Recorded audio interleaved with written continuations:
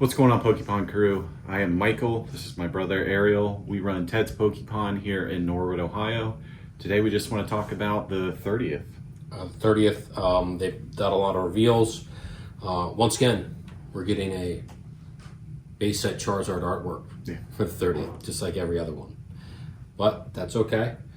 So they're going to be in packs of 5 cards, and each card will have, each pack will have a Pikachu, which there's like 30 different Pikachus you can pull. So it's got its own little subset of Pikachus. And are all these unique artworks for Pikachu? Some of them were probably remakes, but was there a lot of them that were there's 30. There were some that were unique. There's one that people like. It looks like a chunky Pikachu got his face sticking his head through the railing. Got his head stuck in the banister or something on some steps. But most of them I think will be unique. But of course they'll be like the original first edition chunky Pikachu with a stamp on it. Well, it won't be first edition obviously, but base set. Some cool ones. There's Crystal Lugia from Aquapolis in there. Looks like there's what they call the Gengar Prime. I think is that from Heart and Soul maybe? I can't remember. And then there's a really cool Darkrai Cresselia, the legend ones where it's 2 halves of the same card. That'll be a cool one. And then we got to talk about the futuristic stuff, which I think the Mew and the Mewtwo futuristic, there's been some mixed reactions. We'll put them up on the screen. Seen a lot of comments of not liking the artwork. Like, have to see the card in person. It does look a little wonky. It'll grow on people. But it's still going to be expensive. They've got 2 Pikachus similar to that they've shown us so far. And from the leaks were Japanese, and looked like in Japanese those were promos. I don't know if there'll be promos in English or not, but what I do know is that the Umbreon and the Espeon both got a full art 30th card, and those will be promos in battle decks. In battle decks, in English and in Japanese. It's all supposed to come out together, so I hope we get some kind of allocation. Battle decks, sometimes we don't. Hopefully, with what your theory's been this year of them, overprinting the 30th stuff, hopefully we do get a big allocation for that. Hopefully so. Hopefully it'll be like what we got for Ascended Heroes, where we got a good amount, especially on the ETBs. And then also, if it's UPCs, hopefully we get a good amount of those, because remember the Charizard UPCs, we actually got a really good amount, had a good release date for that, which we sold at MSRP. Speaking of MSRP, this past weekend we did a special online only of the Moonlit Tins and the Luminos City, I'm sure I mispronounced that, mini tins. Only people who subscribe to my mailing list were able to get that info out. Those sold out obviously within an hour, because we did sell them at MSRP. So if you would like to get in on, sometimes I do special releases like that. I never announce it, I just do it, send out the email. Surprise. You have to go to tedspokepon.com, go down to the bottom, just fill in all your information and click subscribe to the email list. I don't really overwhelm people with emails. I usually send out when we get good single cards, or if we have something back in stock. But sometimes we do specials like that where we get new allocation stuff in and we sell it at MSRP online. But you have to be signed up to get the emails. So we'll continue to do that to help our website grow.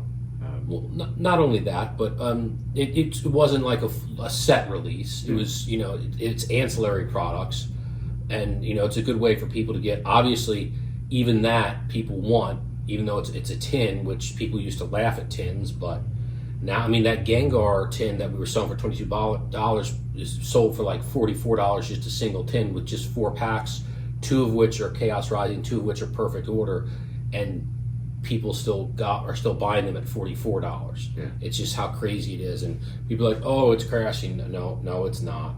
No, it's not right now. And it might slow down a little bit over the summer, as it typically does, but everybody's anticipating the 30th anniversary release in September. I hope we get things on time, but I'm okay if we don't get them on time if we get a big amount. I'd have to talk about it not slowing down. I'd have to look at where we're at numbers wise for last year at this point, but right now we're at like 2,986 single cards sold on the year. Okay, I'd say that might have beaten all last year. Maybe. Wow. So, wow, you keep track of that. So yeah. It's not slowing down anytime soon. Yesterday was a pretty busy day, and the single cards are our biggest seller. Maybe not by dollar amount, just because sealed's so expensive, but definitely by volume, by item number, it's obviously single cards, because we continue to keep buying them and keep selling them. Sold two of our big cards sold overnight. Sold the legendary Mewtwo. It was like a PSA 4. It's not in the case anymore. It's packed up, shipped, ready to ship to a repeat customer of ours. And then sold is it Cerealage from Prismatic in a PSA 10. That sold overnight too. So most of our graded cards are on our website, and just with the time it takes to get stuff back now, I think that graded cards are going to continue to go up in price just because you can't get your stuff back from PSA or any of the others in a timely manner. So we'll see how that goes. Yeah. We still have that product there. Oh, this is in store only. We're selling the Mega Zygarde. I only got 2 cases of them, so I didn't have enough to put on the website. But in store only, we're selling these for MSRP, $40 for 8 packs. 6 of which are perfect order, 2 of which are Phantasmal Flames. Oh, that one's got a Lopunny in there. That's Got the Charizard in it. That's probably right there. Of course, knocked it over. Technical difficulties. No discount. Sorry on that one. Scratch and dents. That's right. Later today, we should be getting some more Chaos Rising booster boxes in that I'll have enough to finally put on the website. Check that out when those go up. Those will be $250 each. Still have a few perfect order booster boxes on the website as well. I think those are $225 each. But booster boxes are one thing that I have to buy them when I see on the list because they don't last long and then they're gone. And there has not been restocks of booster boxes in a very long time. I think that Pokemon and some other people have finally confirmed this. What my guy told me about 2 years ago now, Pokemon might do 1 or 2 runs of booster boxes, but that's not their focus anymore. Their focus is to get more product out to more people, whereas if you just make booster boxes, those get snatched up by the case full and never see the light of day. I think it's interesting that some of the big box stores have kind of gone with our philosophy on release and stuff, is that they're just doing 1 per person now. Target came out with that thing that starting August 1st, I think you're only going to get like 1 SKU per person per visit. So that'll be interesting how that goes. And there's some footage of some select Targets that have been breaking seals on trainer boxes and other things.